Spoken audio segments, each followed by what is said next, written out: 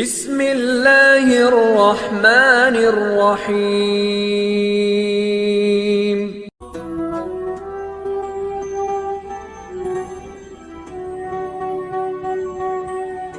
11 محرم الحرام سن 61 ہجری۔ یہ وہ دن تھا کہ جب اہل بیت رسول کو قیدی بنایا گیا۔ اسی دن چڑھے کی روشنی میں مولا امام علی زین العابدین علیہ السلام نے اپنی ماؤں، پھوپھیوں اور بہنوں کو بے ردا دیکھا۔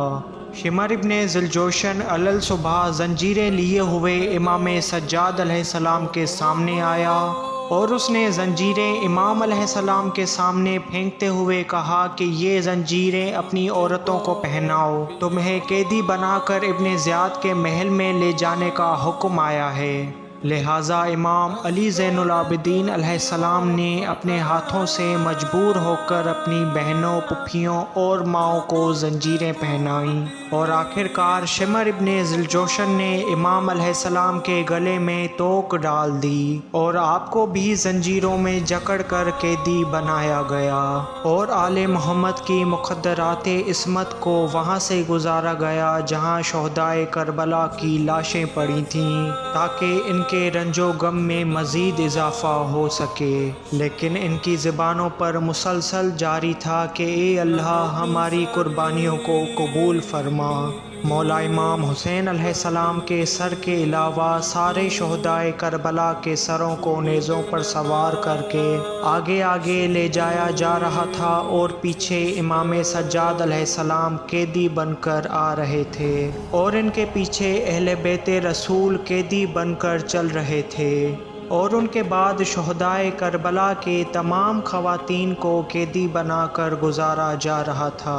امام سجاد علیہ السلام بیماری کے باوجود بھاری توق پہنے چل رہے تھے۔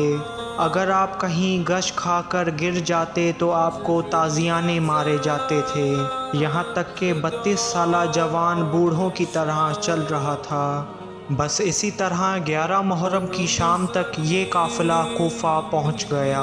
عبید اللہ ابن زیاد کے سامنے سر امام حسین علیہ السلام رکھا تھا، جس کے بعد تمام سروں کو نیزوں پر دربار میں لایا گیا، جس کے بعد اہل بیت رسول کو مولا امام علی زین العابدین علیہ السلام سمیت دربار میں پیش کیا گیا۔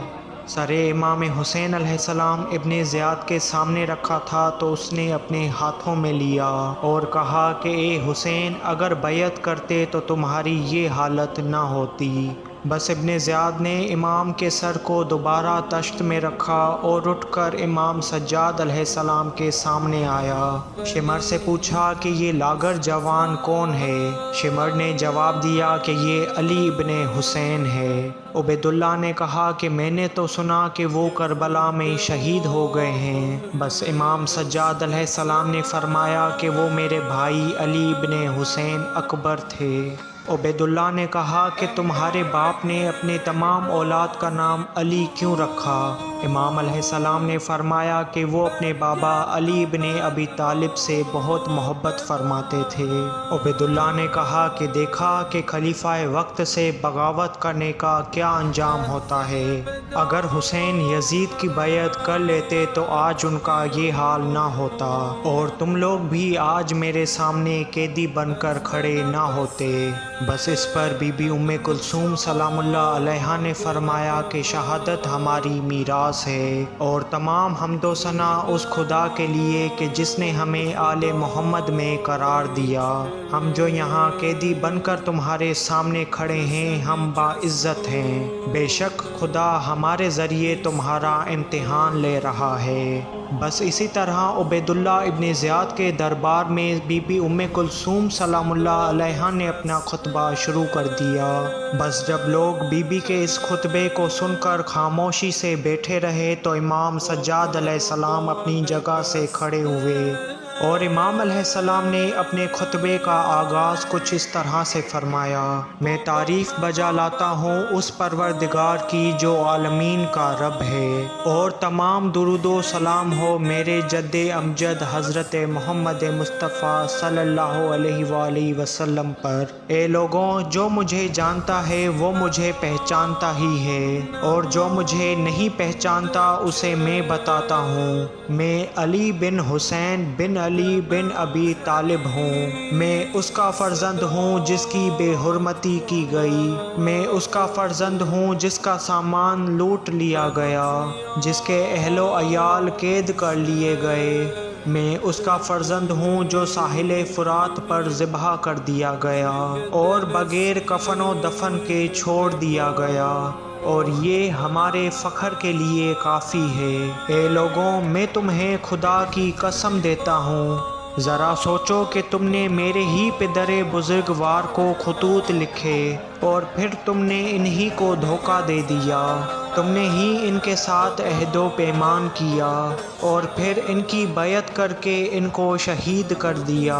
تمہارا برا ہو کہ تم نے اپنے لیے ہی ہلاکت کا سامان مہیا کر دیا۔ تمہاری راہیں کس قدر بری ہیں۔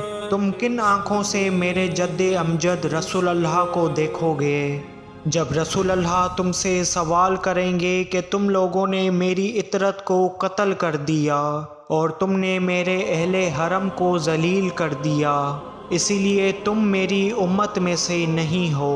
یہ سن کر عبید اللہ ابن زیاد نے شمر کو حکم دیا کہ امام علیہ السلام کو قتل کر دو، لیکن بی بی زینب سلام اللہ علیہا امام کے سامنے کھڑی ہو گئیں اور فرمایا: اڑے او زیاد کے بیٹے، کیا تمہارا دل ہمارے خون سے ابھی تک نہیں بھرا؟ تم نے میرے بھائیوں کو، میرے بیٹوں کو، یہاں تک کہ علی و رسول کی تمام اولاد کو قتل کر دیا۔ کیا تمہیں اہل بیت رسول کے قتل سے قرار نہیں ملا کہ تم اب ان کو بھی قتل کرنا چاہتے ہو کہ یہ ہمارے خاندان کے اب آخری مرد ہیں؟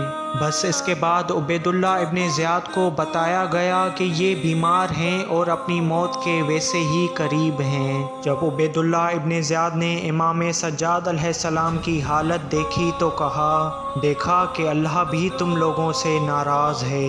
بس اس پر امام علیہ السلام نے فرمایا کہ جب ہم بیمار ہوتے ہیں تو اللہ شفا دیتا ہے۔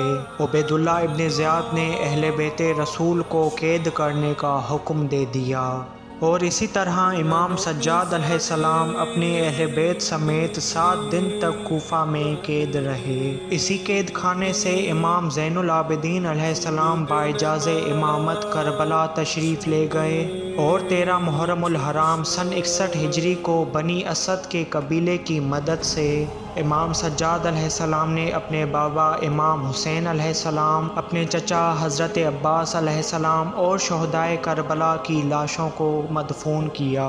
سید الساجدین زین العابدین حضرت امام علی ابن الحسین علیہ السلام کی زندگی پر مبنی میری اس ڈاکومنٹری ویڈیو کا چوتھا پارٹ تھا۔ اسی طرح کی ویڈیوز دیکھنے کے لیے ہمارے چینل اہل بیت راہ نجات کو لازمی سبسکرائب کریں۔